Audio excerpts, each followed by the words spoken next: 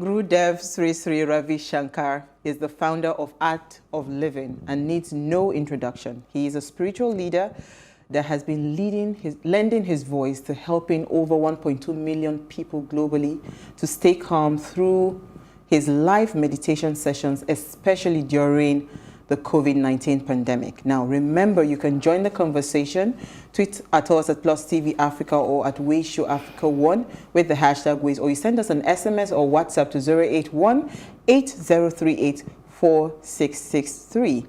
Thank you so much for joining us, Gurudev. Now, if you can hear me, I'll just go into the first question. Life as we know it will never be the same. How do we overcome the paranoia and manage anxiety that comes with uncertainty? Our world has faced many challenges. Of course, it's new for the current generation. But during World War II or after post-World War II, there has been a big depression. And in the 80s, there has been problem. In the 70s, there has been problem. In the 60s, the world has faced many challenges. Especially African countries have faced many civil wars, many disturbances. But we have overcome them all. We should have the faith that the entire human race will come together and will help each other.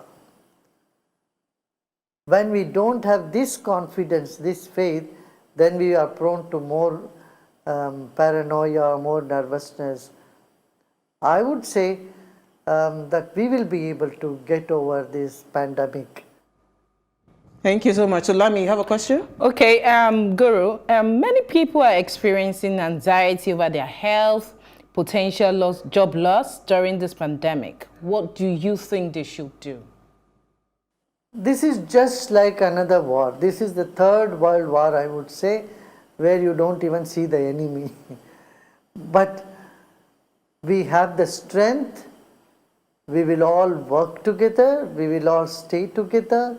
And we will help all those who are less fortunate.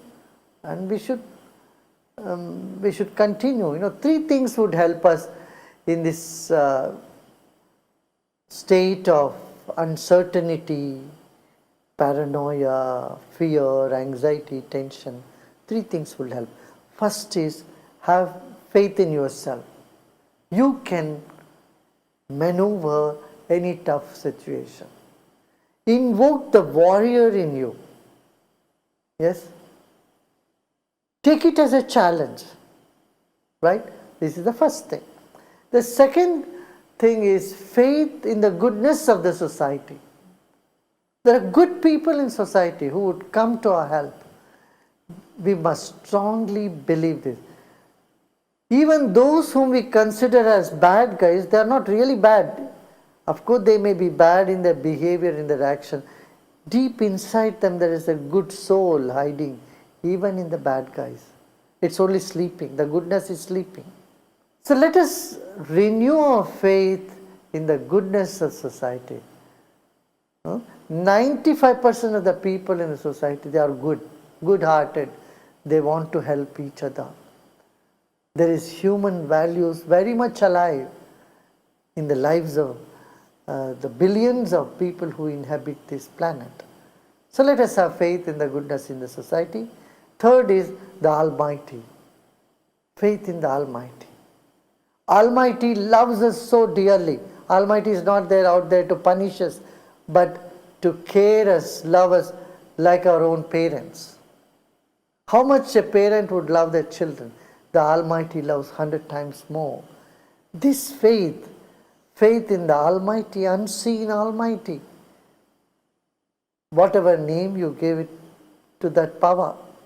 Second, the faith in the human nature, which is to help each other. The third is faith in oneself. This would carry us along over this tough time to the goal where we want to reach. Okay.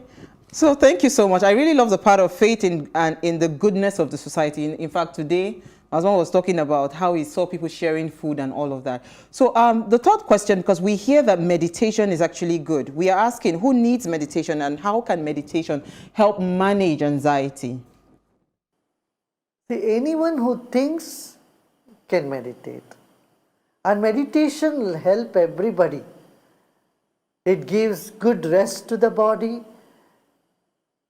It cleans our mind from unwanted stress that we have been carrying, and it sharpens our intellect. It invokes our intuitive ability. The benefits are so many for meditation.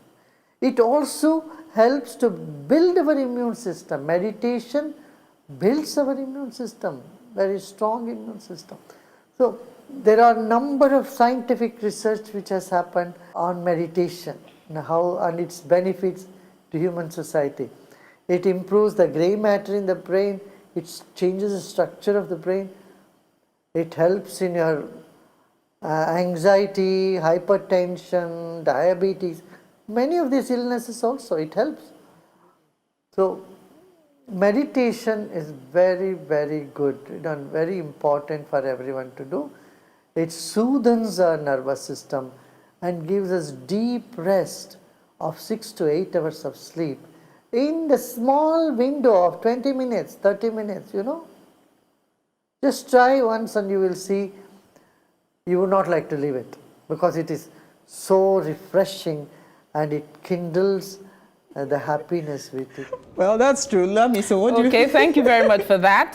So my next question is, how do we stay positive and build a healthy mindset, especially during this period? To stay positive, we should not too much immerse ourselves in the news. Right? What do we do from the morning till night? We keep listening to the same horror stories around the world, then we are bound to become depressed. We must be in touch with the news. 3 times a day, 4 times a day, few minutes is good. But the rest of the time, focus on music. Focus on other things that you could do. In the lockdown period, you are at home, you can learn many skills, you can learn many languages, you can become an artist, you can take interest in science. There are a million things you can do, right? And inspire each other through social media to stay positive. Awesome. Okay, so at least I took up writing again, so I'm doing something positive. Yeah, you All right, so my skill. final question will be to you. Does mind stability help keep the body healthy? Because I hear a lot of people saying mind stability. Yes. A strong mind can carry along a weak body. But I tell you, a weak mind cannot carry along even a healthy and strong body. First of all, it doesn't let your body remain strong. Weak mind drains it immediately. If it stays, even then it cannot carry it along. So, mental strength is absolutely essential. And one thing, the African continent is given with this gift of mental strength. People in Africa have this strength. We have the rhythm in Africa like nowhere in the world.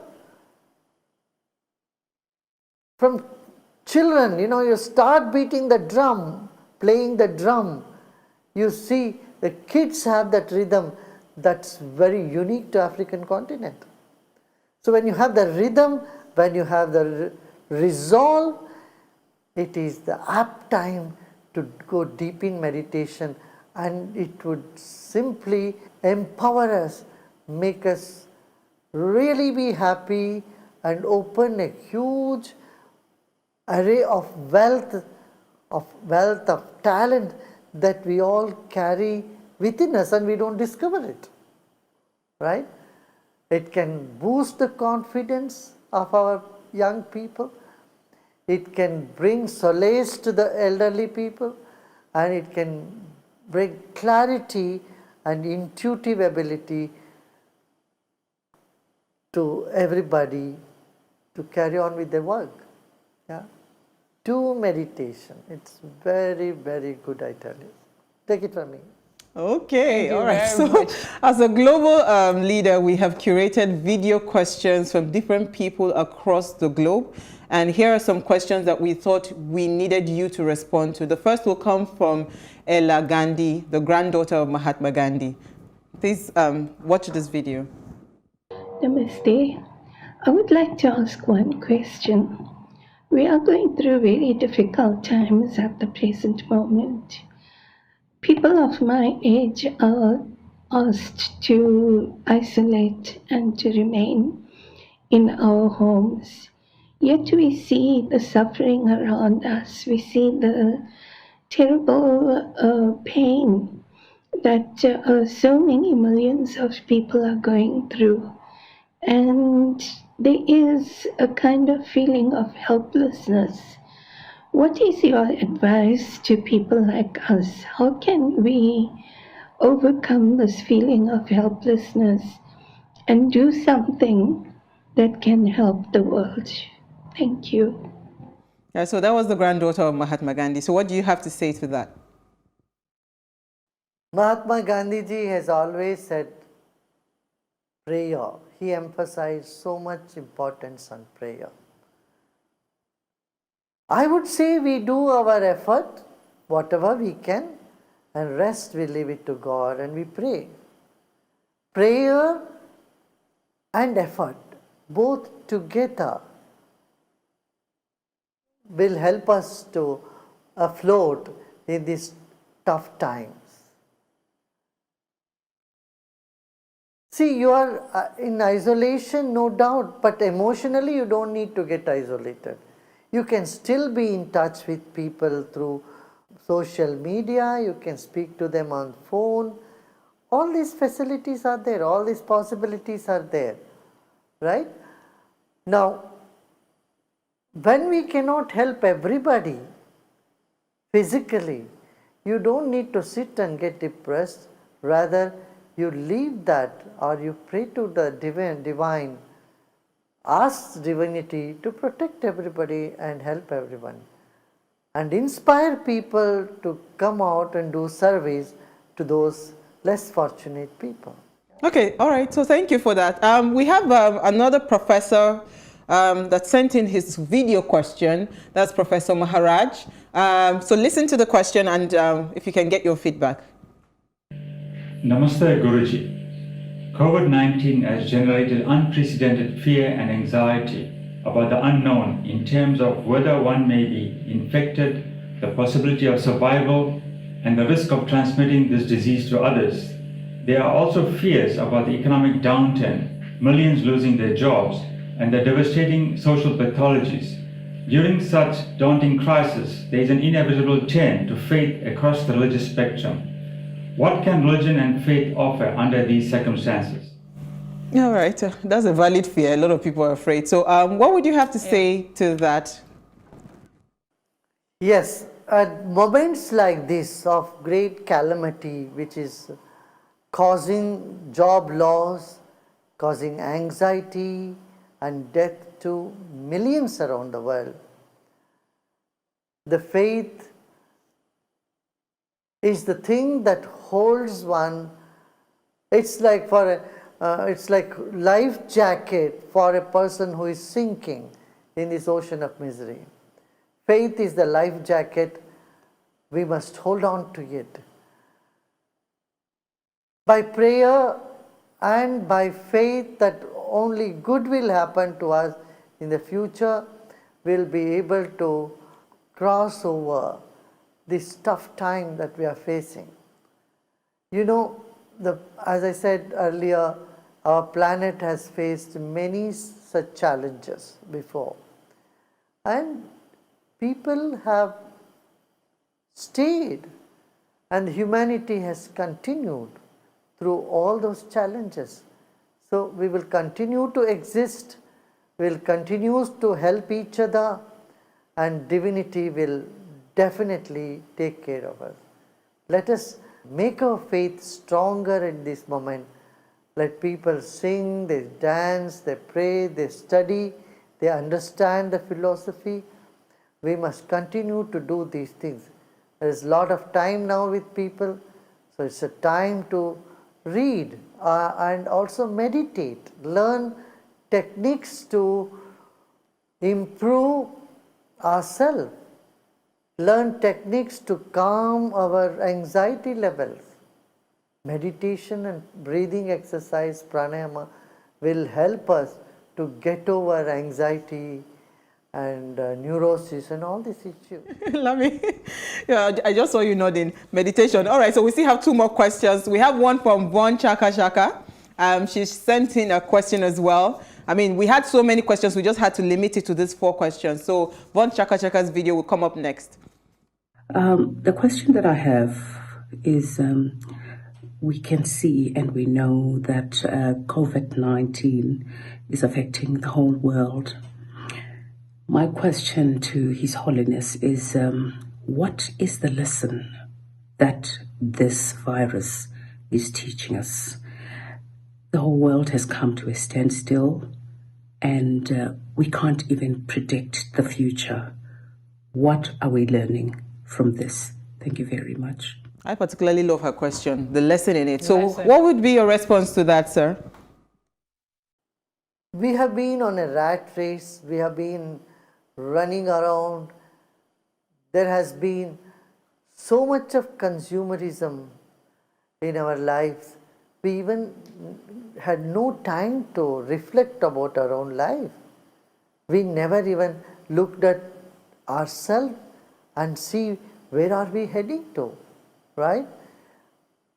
And what I see is this virus, which has really caused such a standstill in the entire planet, has compelled people to look into their priorities, look into their own life, and value life itself.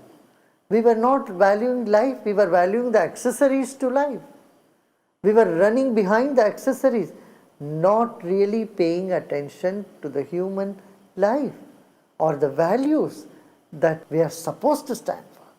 So this pandemic has rekindled the human values, has compelled the human society to set right their priorities and become more compassionate. See, suddenly the crime rate has fallen down in the whole world.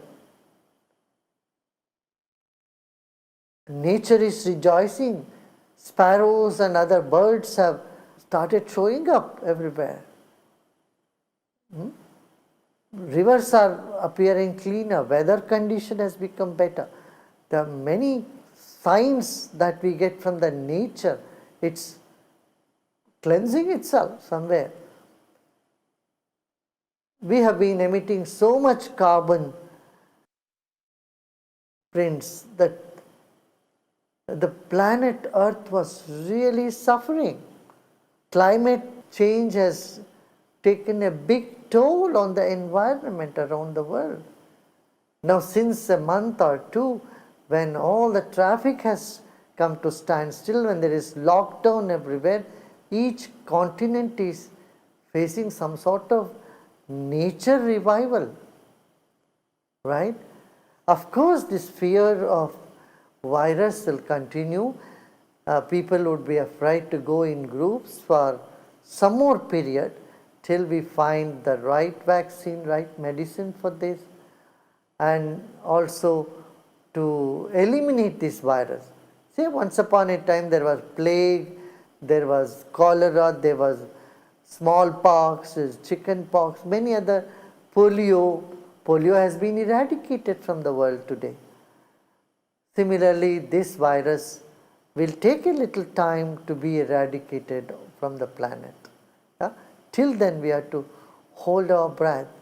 Till then we have to follow the norms that the medical community has placed before us. At the same time, have total faith in the law of nature, in the divinity that will carry us along these tough times. All right, thank you so much. So we have the final question from Chris Landsberg. He's going to be taking his own video as well. So my question is, in a context of high levels of inequality, excruciating poverty and destitution, where some people already adopt an attitude, I am already dying, what is the point? What could be the role and purpose of spirituality to empower us, to modestly help such people, but more importantly, to empower them so that they have a sense of hope for a better tomorrow, and believe that they can overcome this dreadful disease. Okay, so what would be your response to Chris's question? Yes, I would say a bit of both. Definitely spirituality will give hope and will give back the lost enthusiasm, so as to say. It will take us out of depression, out of apathy, you know. Many people get depressed very soon. The moment they cross 50, 60, they get so depressed. They feel they are useless. But it's the spirituality that keeps the flame of enthusiasm alive till the last breath, till the last minute. You know, we are on this planet till the last minute of our life here. We must live with enthusiasm, we must be active, we should serve the society, help others. See, when we sit and think, what do I gain? The taker is never happy. There are two attitudes. One is the taker. If you are a taker, then you can't be happy all through. You will be happy only with short duration, short intervals only. Rest of the time we are miserable. But if you are a giver, nothing can take away your happiness. You are here to contribute something back to the society. You are here to give happiness to others. When this second position we take on in our life, as a giver, not as a taker or seeker of happiness, but as giver of happiness, I tell you, depression doesn't come anywhere near you. Life is lifted to another plane altogether, and that's what spirituality does. It connects you with yourself, and it connects you with everybody around you, and it connects you to the universal truth, universal spirit, by which your enthusiasm, your compassion, your love never ever diminishes. This is my personal experience. Wow. Yeah. I think we can wrap it up on there at that point. I am compassion, I'm enthusiasm. Now, thank you so much, Gurudev, for your time this evening. Thank you. Thank you. All the best to you. Thank you. Thank you very much. All right, so we'll take a quick break. Akshay Jain joins us right after the break. Please stay with us. We'll be right back.